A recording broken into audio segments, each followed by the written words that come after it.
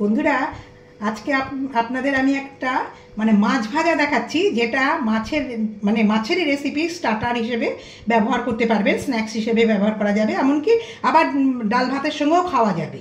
সেটা কি বলছি, মাছ কাতলা মাছের পেটিকে আমি ছোট ছোট করে কেটেছি, একটাও কিন্তু কাটা নেই। কাটা আমি এই ভিডিওটায় বের করা দেখাতে পারলাম না।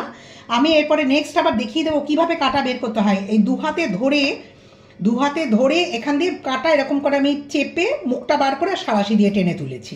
এইভাবে প্রত্যেকটার কাটা বের করেছি। এইবার আমি কি করছি দেখুন, এখানে ধনে পাতা কিছু আছে, 1 ইঞ্চি আদা কুচকুচানো, 4টে রসুন তাকে একটু কেটে রেখেছি, 1 চিলতে লেবু আছে, এটা এর মধ্যে রস এক্ষুনি দিয়ে দেবো, 4টে কাঁচা লঙ্কা, এটা আমি একসঙ্গে পেস্ট করব। এবার এটা পেস্ট করে পড়ি। আগে একটু লেবুর রস অল্প করে মাছগুলোতে একটু মাখিয়ে রাখছি।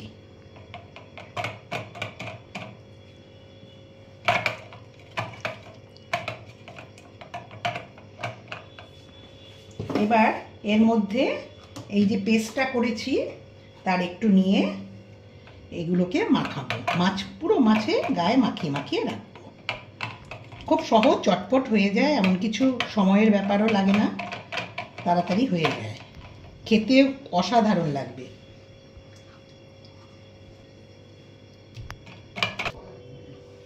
এই দেখুন, এখানে আছে সামান্য একটু হলুদ, একটু কাশ্মীরি মির্চা, সামান্য হলুদ, কাশ্মীরি মির্চা, এখানে একটু গোলমরিচের গুঁড়ো, ধনে একটু, জিরে একটু, আর একটু আছে গরম মশলা গুঁড়ো। এটা আমি সব একসঙ্গে নিয়ে নিলাম। এবার এখানে একটু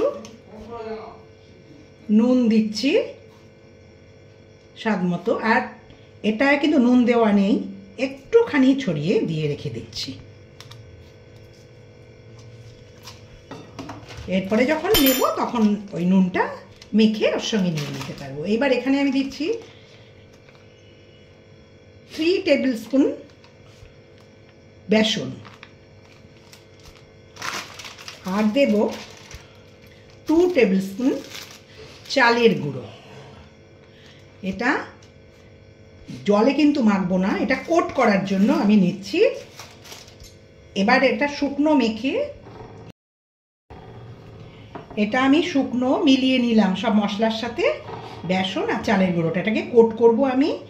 মাছগুলোকে নিয়ে এর মধ্যে ভালো করে কোট করাটা একটু ভালো মতো করতে হবে। এই যে নুন দিয়েছিলাম, এবার নুন টুনগুলো একটু মেখে নিলাম। এবার একটা একটা করে মাছের টুকরো নিয়ে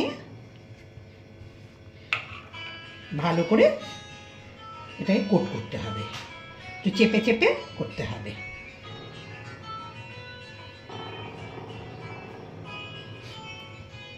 যেন ভালো ধরে থাকে, দেখবেন।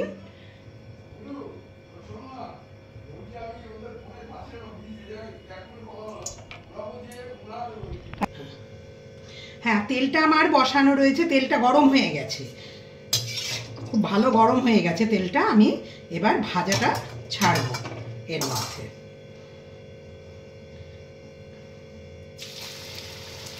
আগুনটা হাই হিট দেবেন না, লো টু মিডিয়ামে ভাজতে হবে আস্তে আস্তে, তা না হলে উপরের কোটটা ভাজা হয়ে যাবে, উপরের যে কোটিংটা, মাছটা হবে না, আস্তে আস্তে ভাজতে হবে। তাই প্রথম 3টে ছাড়লাম, আগে 3টেকে ভেজে তুলি, একটু করে তেল উপরে দিয়ে দিই। খুব সুন্দর খাবার, খাওয়াটা খুবই ভালো লাগবে, মুখরোচক। বাচ্চারা অনেকে আছে, অনেক বাচ্চা কেন বড়রাও আছে, যে মাছ খেতে চায় না। আর তারপরে কাতলা মাছ, রুই মাছ এসব তো একেবারেই না। তাই জন্য বলছি এইভাবে করবেন, ভালো খাবে, খুব মুখরোচক, এমনকি ভাত দিয়েও খেতে পারবেন। ডাল ভাতের সাথে এরকম গরম গরম ভেজে দেবেন, দেখবেন সোনামুখ করে খেয়ে নেবে। দেখুন ভাজা হয়ে গেছে, আমি এই 3টে তুলে নিয়ে আবার ভাজবো।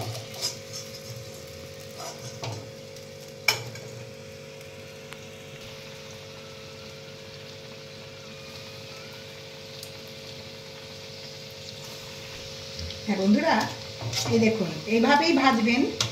আর এই তেল তুলে দিচ্ছি, ঠিক এই তুলে দিলে এই যে কোটটা পুরো ভিজে যাচ্ছে, তারপরে একটু চেপে চেপে ভাজবেন, খানিকটা ভাজা হয়ে গেলে একটু চেপে চেপে ভাজবেন, আর আমার চ্যানেলটা যারা এখনও সাবস্ক্রাইব করেননি তারা সাবস্ক্রাইব করুন। আমি নতুন নতুন রান্না দেব, ভিডিও দেব। আর যারা করেছেন সাবস্ক্রাইব তারা আমার ভিডিওটা দেখুন, বন্ধুদের কাছে শেয়ার করুন, লাইক কমেন্ট যা করার মানে করবেন। খারাপ লাগলে খারাপ বলবেন, ভালো লাগলে ভালো বলবেন, অন্তত দেখুন আপনারা আমার চ্যানেলটাকে, এইভাবে করবেন। থ্যাংক ইউ বন্ধুরা। আমার কিন্তু মাছের এই ভাজাটা রেডি হয়ে গেছে। এটা আবার গরম গরম সার্ভ করবেন। গরম গরমই খেতে ভালো লাগে, ঠান্ডা হলে কোনো ভাজাই ভালো লাগে না। আর মানে খুবই সুন্দর খেতে লাগবে। উপরটা মুচমুচে, ভেতরটা কিন্তু নরম। উপরটা মুচমুচে, মাছটার ভেতরটা কিন্তু নরম থাকবে। করে দেখবেন, নিশ্চয়ই ভালো লাগবে আশা করি।